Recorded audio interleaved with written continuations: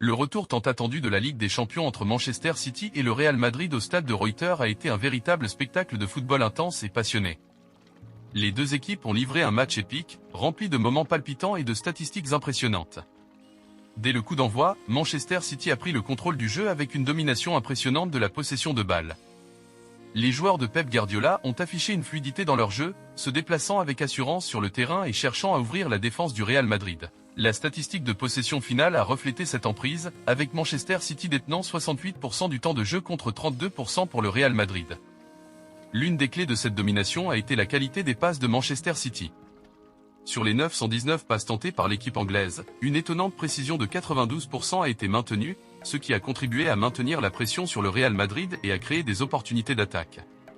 En comparaison, le Real Madrid a réalisé 458 passes avec une précision de 81%, montrant la résilience de l'équipe espagnole face à la pression constante de Manchester City. En termes d'attaque, Manchester City a été nettement plus menaçant. L'équipe a enregistré un total impressionnant de 33 tirs au but tout au long du match, dont 9 ont été cadrés. En revanche, le Real Madrid a réussi seulement 8 tirs, dont 3 ont été cadrés. Cette différence dans la quantité d'occasions créées illustre la volonté offensive de Manchester City et la capacité de son attaque à mettre à l'épreuve la défense du Real Madrid. Le Real Madrid, cependant, a fait preuve de précision clinique lors de ses rares incursions dans la surface adverse. Rodrigo a ouvert le score pour les Espagnols dès la 12e minute, exploitant une occasion pour donner à son équipe l'avantage crucial. Cependant, Manchester City n'a pas baissé les bras et a continué à pousser pour revenir dans le match.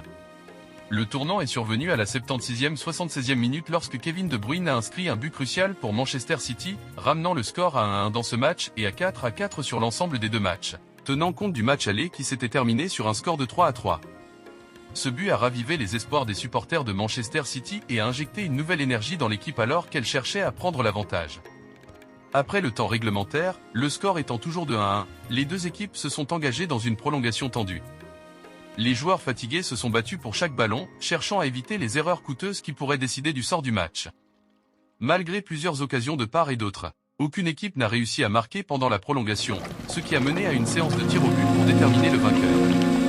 La tension était à son comble alors que les joueurs se préparaient pour la séance de tir au but. Chaque pénalty prenait une importance cruciale, tant pour les tireurs que pour les gardiens. Le Real Madrid a montré sa maîtrise des tirs au but en convertissant 4 de leurs 5 tentatives, tandis que Manchester City en a réussi 3 sur 5. La séance de tir au but s'est terminée par une victoire 4-3 en faveur du Real Madrid, qui a ainsi scellé sa qualification pour les demi-finales de la Ligue des Champions. Les joueurs madrilènes ont célébré avec ferveur sur le terrain, tandis que Manchester City a quitté le terrain avec le cœur lourd après avoir livré une performance exceptionnelle mais insuffisante pour se qualifier. Les statistiques révèlent également l'intensité et la nature